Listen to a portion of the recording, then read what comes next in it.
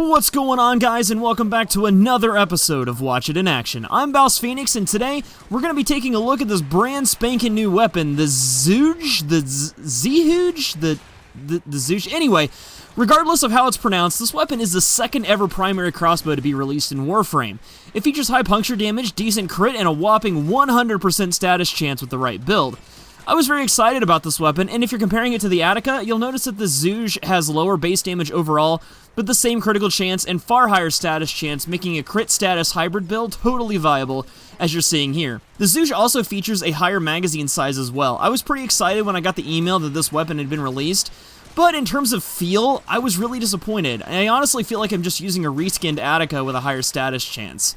It has almost the same recoil, firing sound, and firing speed as the Attica, and there's really not much different between them in terms of how the weapon actually feels when you use it. They really don't feel much different from each other, in my opinion, but the Zhuge's sleek new look and high status / crit chance was enough to win me over in the end, so let's go ahead and take a look at the build that I've put together. Alrighty guys, so here we are at the mod screen, and the first thing I want to talk about here is the forma investment, as I usually do. So against the Attica, this actually has less of a forma investment, because we're not using it as just a pure damage weapon with some crit on it. We're actually using this as a status build, and status mods cost a lot less than these 90% elementals.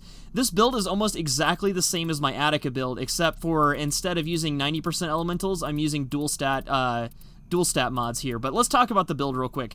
We've got Serration for damage, we've got Split Chamber for multi-shot. Now Heavy Caliber is one that you guys might argue, because Heavy Caliber does make this weapon a little inaccurate at long range, but when I'm using this weapon, I use it at close range. I mean, even if you look at the weapon, it's very short, stubby. It looks like it was something that you would use in close quarters. So that's kind of how I went. I usually don't use the weapon's design in terms of my modding setup, but I'm just kind of adding to my case here a little bit. But Heavy Caliber was something that I wanted to go with because it increases all your damage across the board at the cost of accuracy, which I felt like was an okay sacrifice to make. Now what you can do, if you want to focus more on the crit side of things, you can throw in a bladed rounds or an argon scope, and that'll probably be just fine. I haven't actually tested those out too much, but I feel like they'd be a really good choice, as we're already using Point Strike and Vital Sense to up our crit chance to 50%, and our critical multiplier to 4.4 times.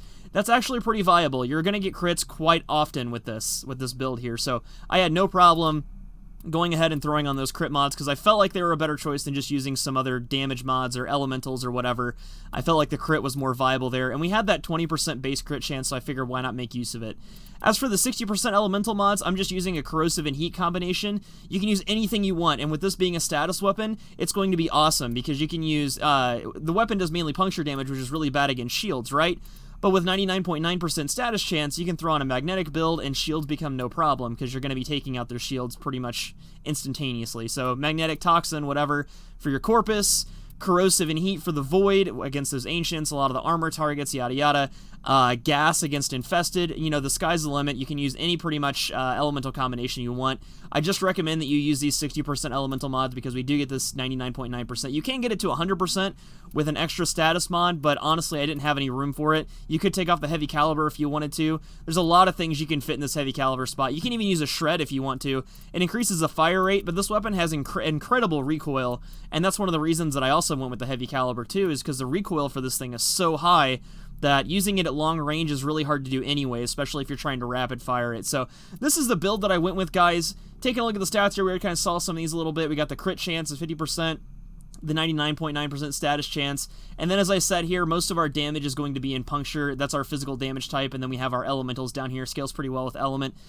Pretty high damage there. I mean, even if we're not getting a crit, it's still going to do a decent amount of damage when we're not critting. So all that being said, there's a lot of different things you can do with this weapon. I would pretty much just mod it the same way you do your Attica, except add some status. If you have an Attica build that you like, pretty much do it the same way and add some status into it, and I don't think you'll be disappointed. So let's go ahead and check this thing out in the Simulacrum real quick. For today's testing, we're going to be using a variety of armored corrupted targets at level 100. Because this is a puncture weapon, I wanted to demonstrate to you guys what this weapon is capable of in a best case scenario. So for that, we're going to be using corrupted lancers, butchers, and heavy gunners.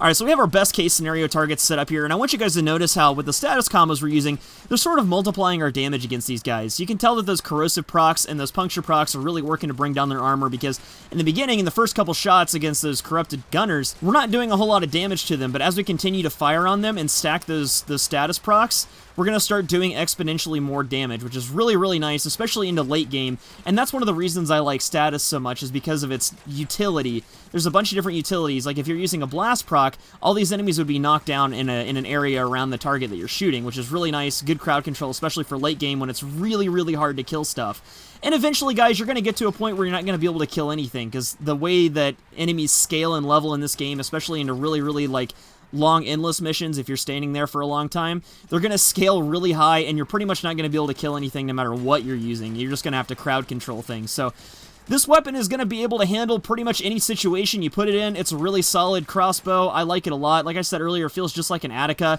But if you like the Attica and you just want a different look for it, then, you know, look no further. This is kind of going to be the weapon for you. But guys, I really appreciate you for watching. Thank you so much. We're almost at 5,000 subs, and, you know, I just want to say thank you so much. When I started this 3 months ago, I never had any idea that we would grow this fast, but I really appreciate you guys watching.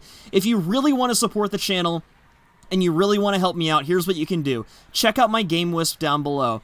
It's a subscription service. You sub for $5 a month, and you have no idea how much that helps me out. If you're a diehard BouseFeenux fan and you want to see me keep creating this content, definitely check that stuff out. It would mean a lot to me. If you can't do that, don't worry about it. You guys watching this video and liking and subscribing, that helps out a lot too. But if you wanted to do a little bit extra, that's definitely an option for you. But guys, thank you so much for watching. I can't wait to make the next video for you. I'll see you at the next one.